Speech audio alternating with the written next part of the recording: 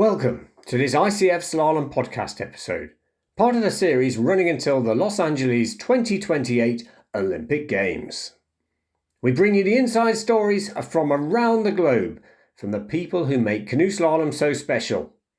Here's your host, John Gregory. A warm welcome to this special fourth episode of Series 5. Thanks for joining me. Delighted to be venturing out into a fifth year of the podcast. Today we bring you a promised tribute to one of our heroes, Roger Fox. Today we have contributions from Lynn Reys, Albert Woods, John MacLeod, Andy Maddock and Rachel Crosbee. There is a personal element to this podcast. I have known the Fox family since I was a teenager in the 80s. Sadly, Roger passed away before the Paris Olympics, yet not before hearing that Noemi had qualified in kayak cross. In this episode you will hear how Roger was there working behind the scenes in Bala 81, the development of Holm Pierpont course in the 80s, then the 95 Worlds in Nottingham, and the development of the Lee Valley site. There is also a quote from the late Jennifer Munro, Roger's wife. Let's start today with Lynn Reys, kayak world champion from those 95 Worlds. You had maybe a different relationship with, the Foxes in general. I mean, for many of us, Roger was the major organiser behind the scenes, but he was also, for you, Rachel's dad, and you were teammates and competitors with Rachel. Yeah. So I was thinking about this. So I guess the Fox family, it started all way before that, in the sense of, in 81, I went to the Worlds as a 10-year-old to watch, and saw Richard got a gold medal, and Ulrika Deppe got a gold medal, and we sat on the fence watching the medals and eating fish and chips, and it was clear for me that that's what I wanted to be. Yeah, stand up there just like them. That was it. So the word Fox came in, when I was a kid, and then probably, I guess, 5 years later, I was asked to go for selection and bumped into Rachel for the first time. Yeah, so I was probably behind them not paddling at the same event up until that point. And I think Rachel, if I remember, was already in Division 1, and I just got promoted 4 weeks before the qualification started. I think I even missed the first qualification. And so I was like, oh, wow, Richard Fox got a sister, and I'm paddling against her. So I guess that was the first time that I sort of came into close contact with the Fox family. So once was aspiration, then one was competing.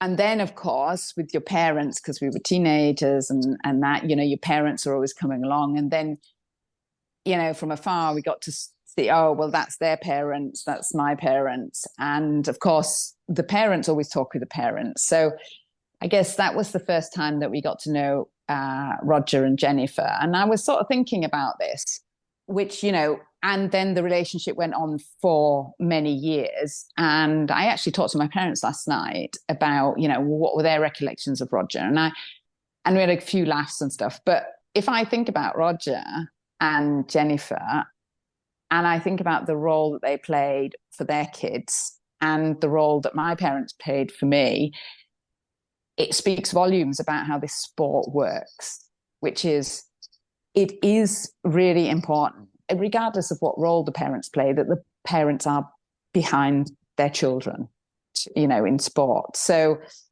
I think that first and foremost is what I would say. How, if I recall Roger, is he was always there. He was always there as a dad. Yeah. He wasn't loud. He wasn't, intrusive or anything, but he was always there. And if I think about my last meeting with him, which was at the 2022 World Championships, it was wonderful because I actually stood with him as Jess came down and got the silver medal. Yeah. Ricardo won and she got the silver medal. And he was, we all lifted him up out the wheelchair, and he stood up for it. And actually what that said to me was, the whole full circle, it was his grandchildren. And, and I know he was there the year before with Mark, when Mark won the Junior Worlds, because I was flicking through social media, or was it the results? I don't know what I was flicking through. And I saw Mark Crosbee on the top of the list. And I went, no, I need to just flick through again. And I looked again and he was still there. So I literally texted Rachel when, oh my goodness, congratulations. Isn't that wonderful? Because, and I think she told me before that both grandparents were going to be there in Ivrea. And, and I said, oh, it's wonderful that his grandparents are there as well. And I just know how much it means for parents and grandparents, because I'm living it with mine. And Roger was there. He was there everywhere. He went everywhere. And I think, that's unbelievable family man is the first point that I remember him for. And then the second point, and I'll get back to your point about Rachel and everything, but we're I'm just thinking about Roger right now. So the second point is, and I was talking to my parents last night. He was, I think he was chairman of the slalom committee, and clearly he was race director. And my parents reminded me that he'd been chairman of the slalom committee, which, he was, right? And you reminded me that he was the race director. And I think that epitomizes Roger again, was he just got on with it. He didn't need to be in the limelight. He just got on with it and did a really good job. Yeah. And I think my dad summed it up last night. He just went, it just worked, right? It just worked. When he was running it, it just worked. And I think that is really the other point about Roger, was he was somebody who always got on with everybody. He always was super positive. He never got frustrated, or he never showed his frustration. I'm sure he got angry and he got frustrated, but he was very professional in always being really, really positive. And that just, and now with what I do, I lead teams, and how people work and respond to positivity. Yeah, they don't respond to people bawling and shouting at them. And so Roger was just really good at it, and he just got on. And I guess that's why, when I think about it, I don't remember any big tensions in canoeing as I was paddling. Yeah, and I don't, and the worlds ran. Yeah, the only thing we can complain about was the crappy weather. In 95, it was freezing cold in July. But I think he clearly did a great job. As a volunteer, it's not easy. We all know that it's just not easy. And it, that was him. Yeah, he didn't make a big deal about anything. He just got on with it, and it worked. And that's an incredible. It's an incredible strong character to do that. Yeah. So that's my recollections, was one, a great family man and supporting his kids and his grandkids. And the second was really just, it worked. When whatever he touched, it worked. Yeah, he also found time to do co-commentary with me at the 95 Worlds. And now reflecting back, and the fact that he was race director and chair, how did he do that? I don't know. I'll have to ask Rachel if he ever got frustrated. Yeah. So So and how that impacted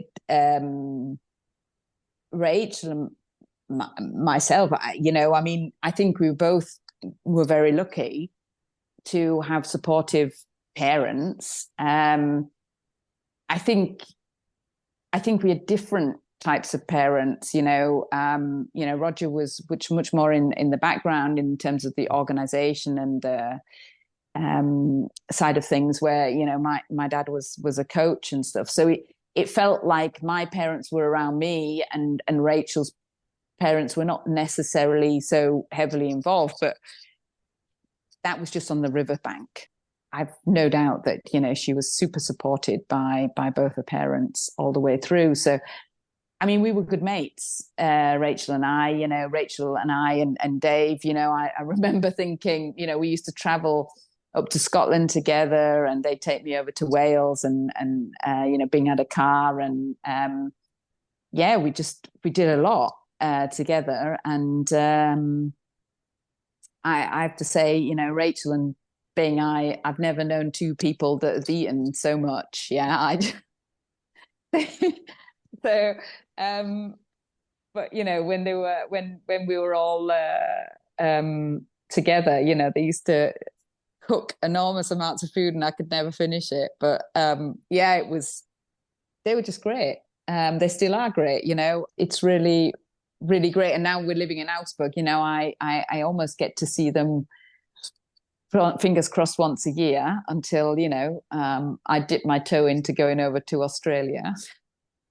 Yeah, and the last time I bumped into Roger, I mean, we were always bumping into him at events over the last sort of 10 years, but yeah, we bumped into him with his eldest daughter Daphne, who's also living in Germany.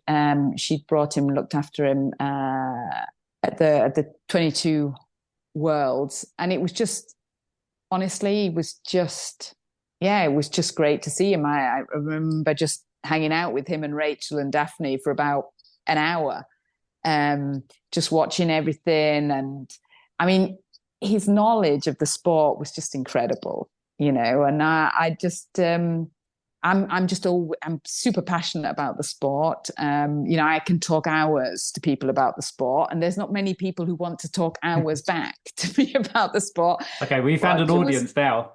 Yeah, but Roger was just one of those people, you know. He loved it, and I just think that's incredible, you know. And yeah, and I mean, yeah, we'll all miss him. We'll all miss him.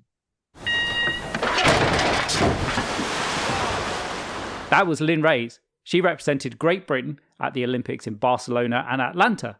She talked to us from home in Augsburg, Germany.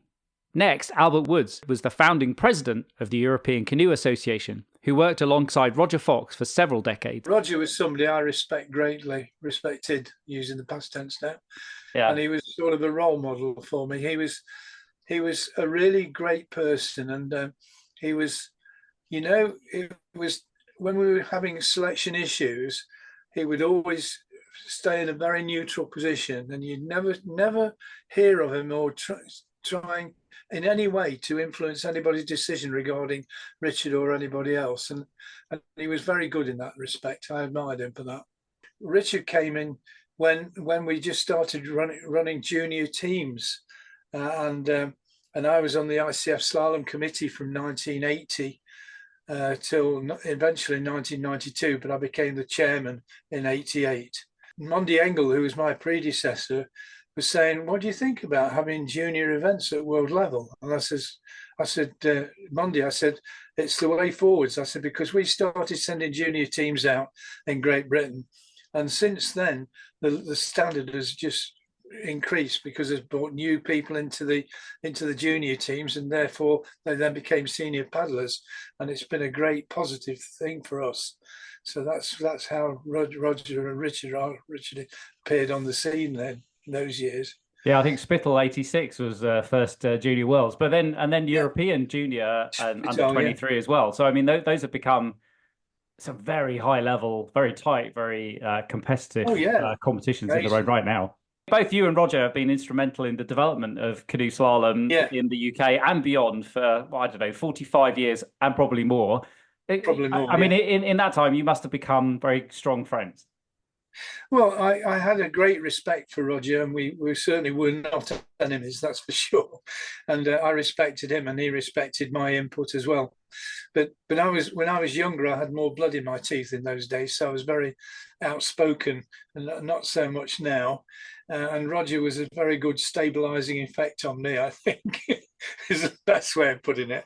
But I never argued with him because he wasn't a person you could argue with. He was a very clear-thinking, logical person, and I had a great deal of respect for him. You've partnered and sparred, I'm sure, on many committees through the years. Obviously, the Olympics in '92 came out of much of that effort. But why do you think Roger garnered such respect from everyone? He was respected because he never became controversial. Every decision he made was based on logic. The slalom committee through the 80s and 90s, maybe now, but I was not harmonious, let's say. There were some very fierce and heated debates around selection and many others that were very contentious. Yeah. But yeah, Roger did seem to garner that respect from everyone. He was very well respected, and I've never known anybody take offence to Roger. And Richard is a candidate to be the replacement for Jean-Michel Prono. So I think he's the only candidate, so hopefully he'll get it. Sure he will. But if he brings the same as his father has to that position, he'll do a great job. And Richard, again, is a very intelligent guy, and he's done a hell of a lot for himself within canoeing, with working in Australia and building canoeing up there and raising two lovely daughters. And of course, Miriam, his wife's a very nice person, and she's been an Olympic competitor and everything. And I think he'll do a great job there at the ICF. But I'm sure that they didn't break the mold with Roger Fox, I'm sure, because Richard's part of him, and I think he'll be great. I've no worries. Well, I think as a sport, I mean, often we've been a little resistant to change. I mean, even the idea of going to the Olympics, which I think we wanted canoe slalom. This is back in the late 80s. We wanted canoe slalom into the Olympic program because it would bring it to a wider audience, which it did. Yeah.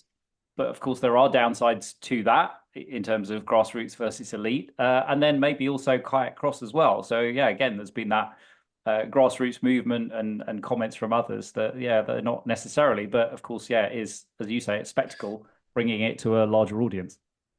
Yeah, and I think it'll stay in the program. I can't see that coming out of the program now. The kayak cross, I think it's coming back to slalom. I mean, I was there in 1972 at the first slalom event, and I drove a 50-foot tandem axle articulated lorry all the way to Munich with the canoes in the back.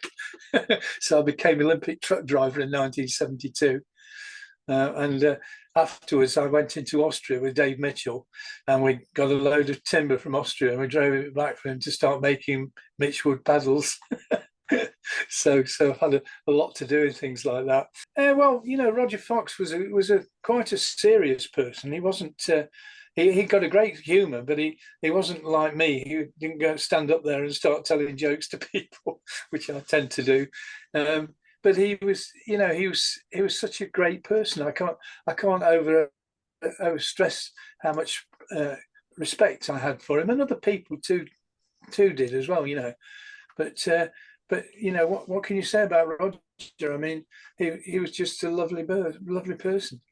And when I went to the last World Championships at Lee Valley, and I saw Richard, as soon as I saw Richard, I said, "Where's your dad?" And he says, "He's over there in the wheelchair." And I went straight to see him, to say hello to him. I think that's true of so many of us. Yeah. He's a very respected person, and quite rightly so. I had the opportunity to talk to Roger at Lee Valley Worlds. In the fact that, I can't overlook the fact that, Roger got me into doing commentary in Llangollen, British Open, British International. I used to do that. And Roger Allen as well. I did 92, 95. Together with Jennifer Munro as well. So I mean, in part, the fact that I'm doing this podcast is a legacy of that kind of tutelage in a way from Roger and Jennifer. So nicely saying, it's a force of circumstance, isn't it? I live not far from Crystal Palace, so that's my route into canoeing and slalom. I used to enjoy commentating. It was good fun. Yeah, because you need to be quick-witted and keep people laughing.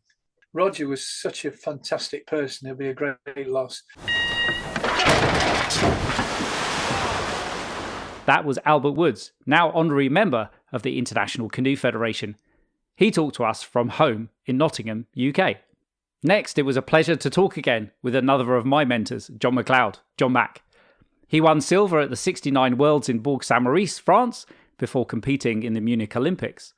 Through the 90s and 2000s, he was Great Britain team manager. My first real communication with him was following a junior trip we did to Spittal with Richard on board. Okay. And it was really quite funny because I was first time in with coaching to that level, and green, as it were, and here I was into a junior team, and being a teacher, I was quite well tuned to dealing with adolescents, so I was ready to go, as it were. We had Mike Briggs as a manager, and Roger wasn't actually on that trip, or wasn't attending that trip. But one thing that did happen in the trip was that we had a hotel, and one night Richard decided he'd go to the disco in the middle of the night, and the local disco, and crept out unknown to us all, and then came back. It was rumoured that he came back and climbed through a window to get back in. The delight of this story is it must have been a year later. This was maybe 1976 or something, 77. And 1 year later, I was in chat with Roger, and I told him about this little episode, and he turned around to me and said, "Well, what did you expect?" Well, of course, that was it. You know, you're dealing with a young team. You're going to have these things to deal with. But of course, nowadays, that would be, people would be mortified at that sort of thing happening on a national team trip. I think it's a rite of passage. I think we've probably all done that, haven't we? Yeah. Okay, when did you see Roger last? When was the last time you saw Roger? Now. Well, that's two things that happened. In 2022, he had his 90th birthday, and I was invited, or in fact, very privileged to be invited to that. And it was a grand do. Roger Annan was there, his big colleague in slalom management. And it was a real good session of talking through some aspects of slalom in the UK. I think what you've got to remember is that Roger Annan and Roger Fox were the prime movers to escalating the attendance at slaloms, to the extent that in 1990, I think it was, there was about 500 people in Div 4. And that is quite some going, more than 500, in fact. We had like 250 slaloms on the calendar. And of course, we can't match that now, but the dynamics have changed, and the economics and social needs and stuff, and sport really does have to fight for what it's going to get nowadays. But you obviously think that Roger and Roger were a big driver in that kind of engagement and participation of paddlers in slalom at lower levels. Yeah, well, the two of them made a great team, because Roger Annan was the bright ideas man, and Roger Fox was the man that would put the committee together to actually sort the stuff out.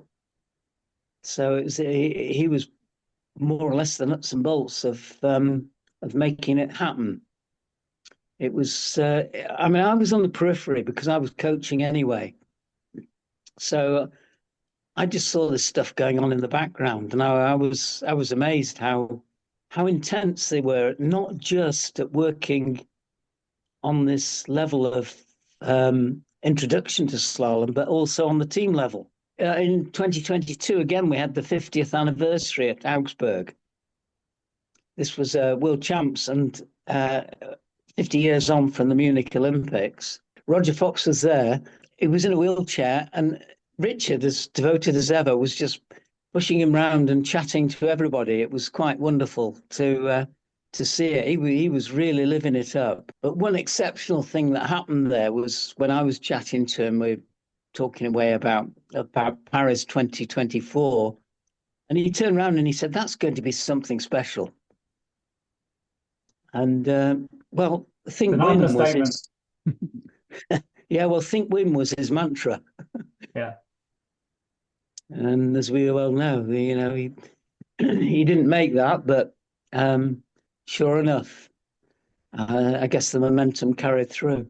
Yeah, the Fox family would have been on the medal table. He took on the secretary of the canoe slalom committee in about 1990, working with Roger Allen for about 10 years on that committee, over 10 years. In that time, we had Home Pierpoint built.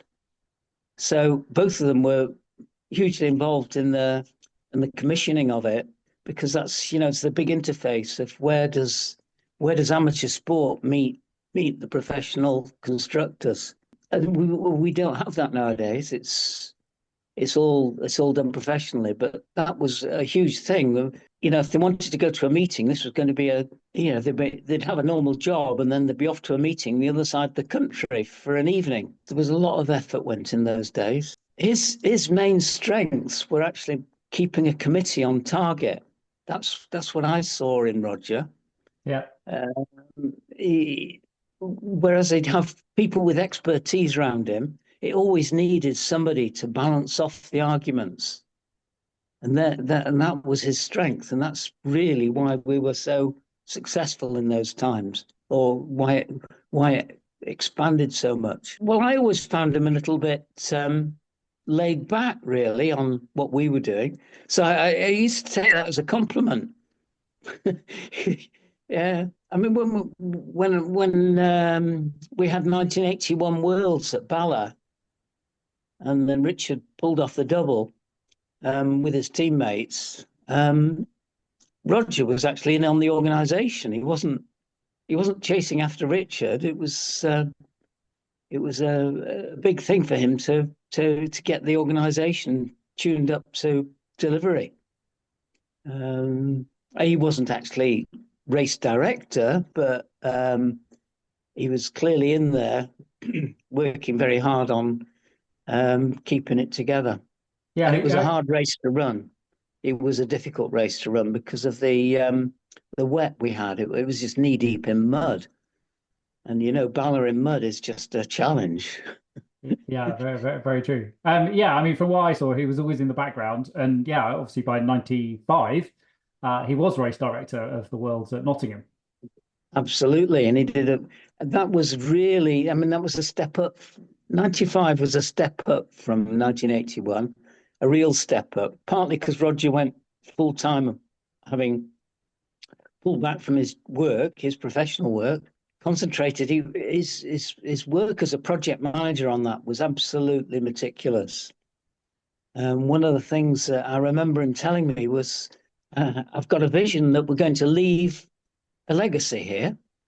Well, of course, we had the course, we had the white water, and one of his targets was to leave a set of steps, tiered steps, grandstands, natural grandstands, and that indeed he's done. And 40 years later, those are still just the ticket for the job.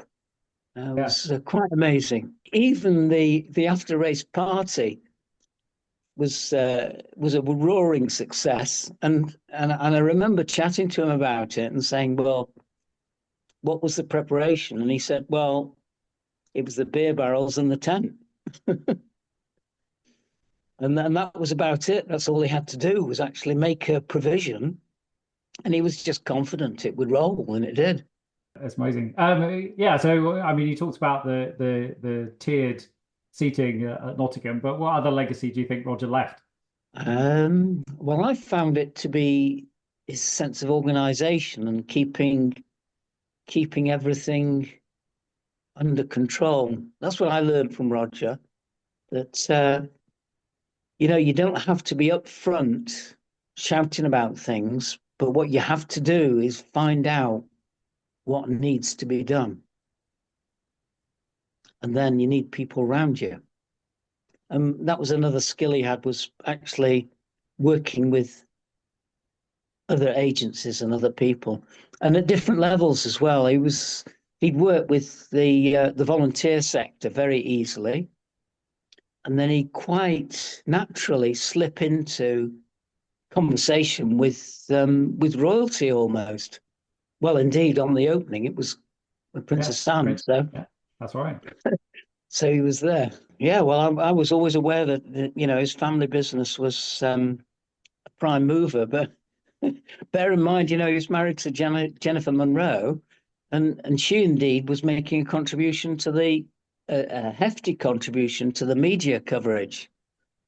There's a lot of national press snippets that came out from Jennifer, or through Jennifer, and she worked hard on that. So there again, they both had that approach to, let's get the sport running well, and almost as if our kids can make it happen. An inner confidence in the proj. Yeah, no, I maybe fewer people know Jennifer Monroe, but yeah, I was cutting pieces of paper and faxing them off to media under obviously Jennifer's guidance in Llangollen for British Open, British International, and so forth. So she had she was incredibly involved as well. They made a good team. Too right. What I found really reassuring about him was that I was in team coaching and team management, and throughout that time, Roger was never trying to influence anything on a direct level, which is, amazing on a parental level, because by the time you've been in a long time as a parent, you feel quite confident with yourself, but he never ever imposed himself. We'd have just natural conversations. It was quite gratifying, really. The first person I worked with on team coaching was Hugh Mantle. And of course, that's another story. But both Hugh and myself had a great deal of respect for Roger, for the fact that he just let us get on with the task. That it was quite formidable, really. When we had 8 strong kayaks to deal with, and almost no income for training, and that was it.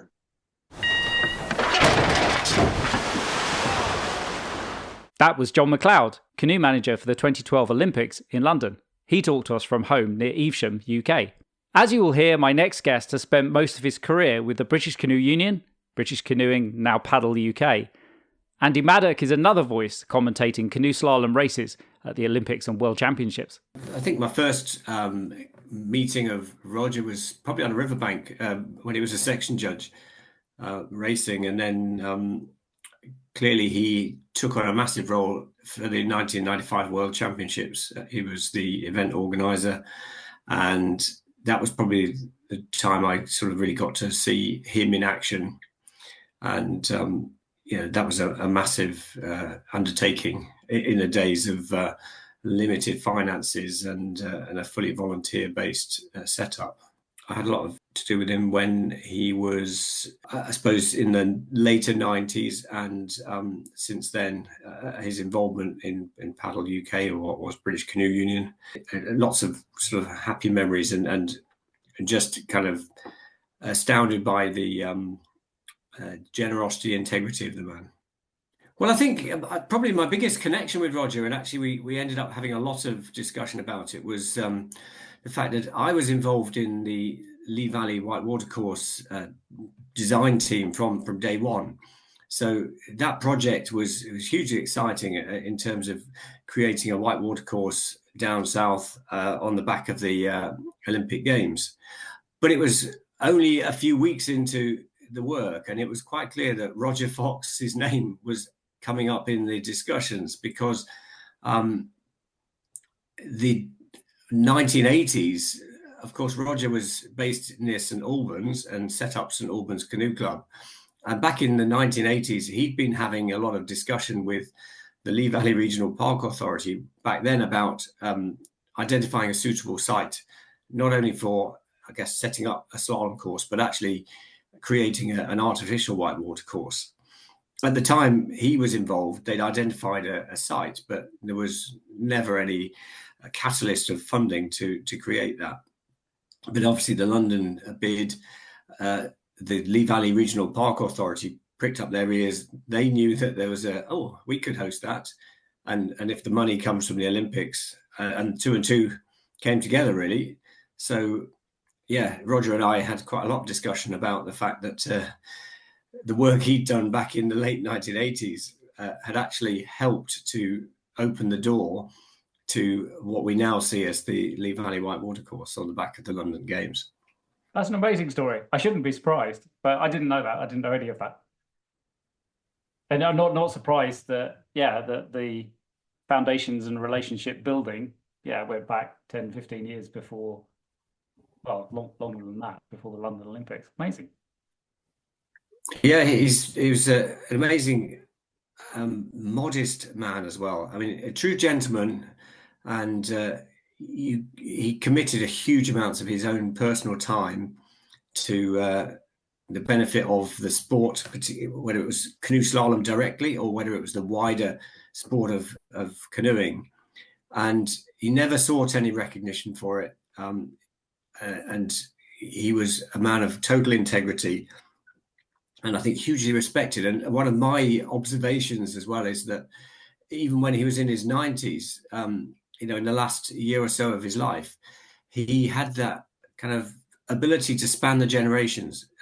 Whenever he was around, then people would be engaged with him at whatever age. And he was always smiling and having a meaningful discussion. There was a huge amount of respect from people for both what Roger had done, but also just who Roger was. We've had a few conversations, Roger and I as well, about when I was doing my commentary for Planet Canoe on the YouTube Planet Canoe site.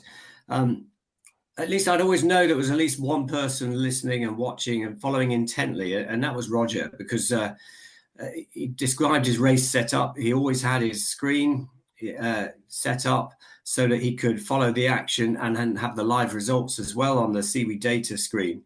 And I believe when I was at his funeral, it was recounted as well that even on the weekend when he passed away, the Prague World Cup race this season, then he was still following the race right up until the end. And of course, that was a very special race because Noemi Fox was on her quest to qualify the extra quota place to go to the games. And history will now tell us that she not only qualified the spot, but she came back with a gold medal.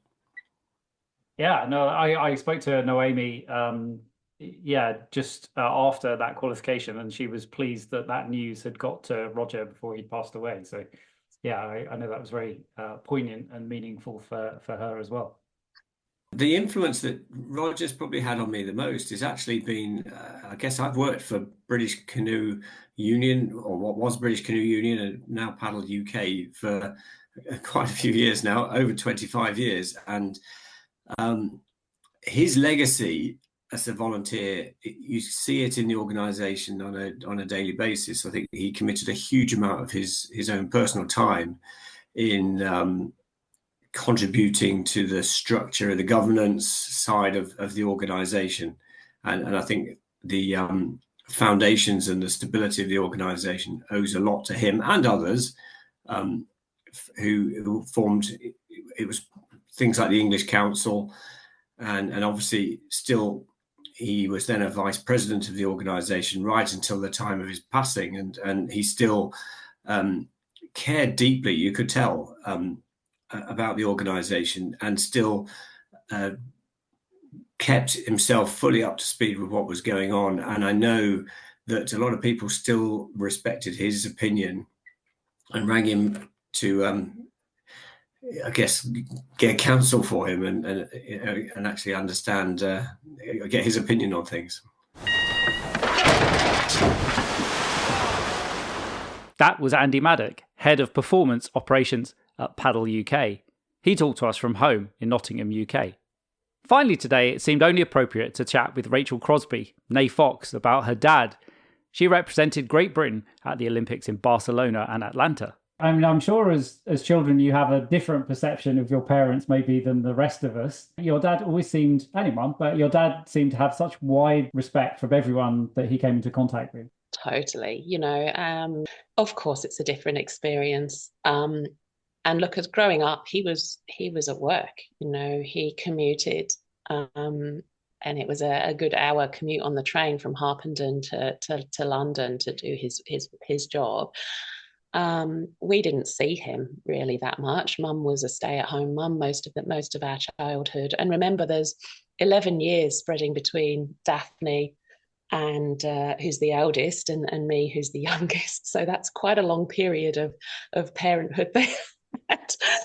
And then very quickly, once the kind of canoeing story started, his involvement in the sport really took over his outside work life. So we didn't see him that much growing up, and almost canoeing was a way of keeping involved with the family. Saw him more, more on the riverbank at the races than you did at home. Well, yeah, and he paddled with us. So I didn't know. I was going to say, was your dad a paddler? Yeah, no. So he got into it because, he didn't canoe before. So the whole kind of hit story, which most people, it's out there, right? The first boat that was made, the kit boat, which we call the Nipper. Richard was 11, I was 2. That's what kicked it all off. That's still going. There's a project for that to be restored. So if anyone's out there that's interested. That's really funny. Well, I knew that he was involved in St Albans Canoe Club, but I didn't know if that was as a result of all of you getting into paddling, or whether your dad actually paddled before that. Yeah, no. So it was the other way around. So yeah, the canoeing got in as a way of occupying active children, and particularly Richard. And then they went on a canoeing holiday. I can't remember exactly what it was, but as a result of that, Dad met Ron Vesey, and between them they kind of set up St Albans Canoe Club, and as a result of that, Dad got in a boat, and so he started with Richard. Stephen did a bit of paddling, and he competed, and they did slalom, and I think he got up to maybe Division 3. He certainly Division 4. And then he stopped. And then when I came along and started, he paddled with me. And look, I've got great memories of a club trip on the River Usk, I think it was. And it rained all weekend. And me and my dad constantly falling out of our boats and swimming. Now I'm 13, 14, right? That's one thing, falling out of your boat and swimming. My dad's 49 or something, 50, and he's swimming. So at the time, I was just more involved. I was more like those kind of experiences. It was all about me. But now I'm looking back at it and thinking, oh, poor Dad.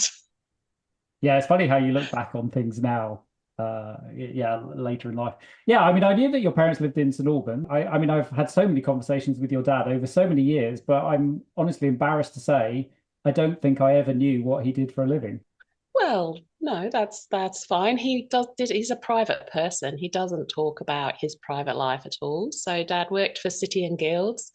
He was an administrator in the examining board. He started that probably in the early 1960s. Before that, he worked in East Africa Colonial Service. So he was in, it's now Tanzania, it was Tanganyika. And that's after studying classics in Cambridge, wow. So, but I'm sure many of the skills and expertise that he brought to Slalom Committee and others kind of played off those skill sets that he used and had learned through his kind of life and career. Absolutely. I think that sort of attention to detail, pedantic kind of nature of getting things right, being I think all of that was from there. Actually, I've got a quote. Mum started to write a biography, and so we've got all of that written down. We've done nothing with that, but I've got a quote from Mum, which I think really sums Dad up. Okay, so Mum and Dad met on a boat going from England to Africa. And within a year, they were married. They'd hardly seen each other. So here's a quote from Mum's biography. Roger and I were married about a year after we had met. It's an understatement to say that we did not know each other. We were in love, and with the conviction of youth that was enough. Although he knew how to wield a tennis racket, he was not a tennis player. I am no water baby, and he is a swimmer. Having read classics at Cambridge, he belongs to that species which I abhor, who are pernickety over spelling. Differences were swallowed up by our mutual enjoyment of Africa, its space and its challenge. The paradox of living in so much space was that there was little opportunity to escape from each other's company. That's lovely. Thank you for sharing that. That's very nice. I think, it's nice to hear words from your mum, who I knew. But yeah, I mean, together, your mum and dad made a good team, and I think that their impact on the sport was immense. Yeah, and they loved it. I think Dad in particular, he embraced the whole concept of the sport, and he loved being involved. He didn't chase the recognition. He didn't chase the power. He was happy to be vice president of the BCU. He loved the organisation. He really was proud of his organising of the Worlds in '95. Mum got involved because she was so frustrated with the lack of publicity of the sport. She was angry and passionate. She had a love-hate relationship, I think, with the sport. She wasn't shy of sharing her thoughts. But Dad was, they just and I think that continued. He was so happy to just continue following us all at races, and then beyond us with Jess and Noemi, and then beyond that with Mark and Sarah. So and I think that really, really dominated, of course, his life. Yeah, I mean, he or both of them were tremendous supporters of you guys paddling, and then Jess, Noemi, Mark and Sarah, as you said. And I think either from the riverbank when he was younger, maybe, and then from the stands, maybe as he got older. But I think also that, he followed a lot online as well. Yeah, absolutely. Yeah. And we were aware of all of that. And I think it's reflected in the amount of outpourings of thought and support that we had after he passed, definitely. Yeah, it was lovely talking to Lynn Reys, Lynn Simpson at the time in '95 when she won the Worlds. Your dad was race director for that. And I think he's so quiet and unassuming, but he just got stuff done. And I had the pleasure of commentating with him. I don't know how he did all of that and kept calm and organised. Incredible. Yeah, look, I think probably part of his upbringing as well. His dad was a vicar. He had 6 brothers and 1 sister. One of his brothers passed away when he was only 7, but they were all shipped off to boarding school at the age of 6. Dad never had a birthday at home, so I think that kind of teaches that sort of resilience and self-reliance, and again, keeping those kind of thoughts to himself. And when the going got tough, he just got on with it. He was very much lived by you do what you can do, and if you can't do anything about it, you don't just move on. He moved up north in the latter part of his life. Well, they followed canoeing. So so when I finished school and went to university in Nottingham, Dad was close to retirement, but not yet. They sold up their place in Harpenden. They bought a flat in London and moved to a place in Lincolnshire for a few years. And it was that base that he used for the European Championships in Nottingham. And then again, they stayed in that area so that he could be close to Nottingham for the Worlds. So it was, retirement wasn't really a proper retirement. And then they moved further north again to where they ended up, which was in just outside Penrith. And that was their true, first place outside, that wasn't influenced by either his work or canoeing. Yeah, no, very, very, very true. Beyond the sport, wherever he lived, he threw himself into that community and would help right up until he really couldn't help anymore. And that was with the church. And it wasn't so much about the religion around the church, but it was about the people. And again, that we saw that when we came back home after he had passed, and we were all there. And the locals would come and share their respects and their grief with us, and that really reflected how much both him and Mum had helped and supported the local community of Lazenby where they lived. Yeah. But I mean, it's a testament to your dad, particularly London 2012 Olympics, Augsburg World Championships, Lee Valley World Championships. People came and sought your dad out to give their respects and to see him and chat to him and so forth. I mean,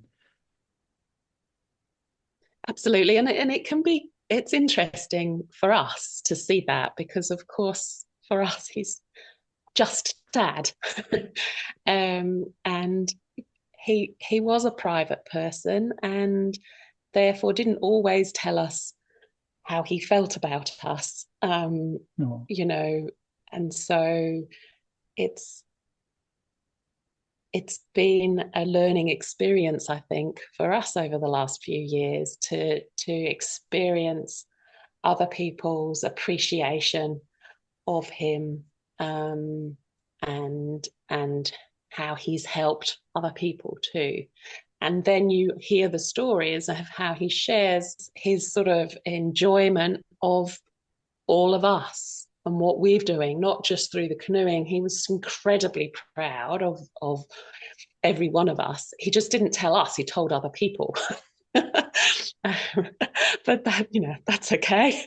Seems a funny thing to say, but I honestly don't think I would be doing this podcast if it hadn't been for, I don't know, some influence from your mum and dad along the way. It's been really heartening, I think, just to feel all that kind of support around the community, even just the local community, but also, the wider slalom community. Richard just sent us a message. He's at the Congress, ICF Congress at the moment, and he said Dad was recognised on the contributes board at the ICF, which is, really nice. That was Rachel Crosbee, Roger's youngest daughter. She talked to us from home in Melbourne, Australia. So happy I made the effort to learn more about Roger and the Fox family. Seared into my mind is the delight of sitting next to Roger in the stands at London 2012, watching Jess take her first Olympic medal. I have so many other outtakes from these conversations I could make up an entire another episode. After recording these conversations, Richard was appointed as the new chair of the ICF Canoe Slalom Committee. Thanks to my guests for this special tribute episode, Lynn Reys, Albert Woods, John Mack, Andy Maddock and Rachel Crosbee. I'm John Gregory, thanks for listening. If you enjoy the podcast, tell other people, send them a link, like, follow or write a review. Our next episode will be with Alexander Slafkovsky and others, bringing you a season wrap-up. If you need more, keep reading Ettore Evaldi's brilliantly insightful and eloquent blog. Stay safe. That's it for now, but please subscribe to the podcasts on Apple Podcasts, Spotify or YouTube, and leave a review too. Until the next episode, keep it fast and clean.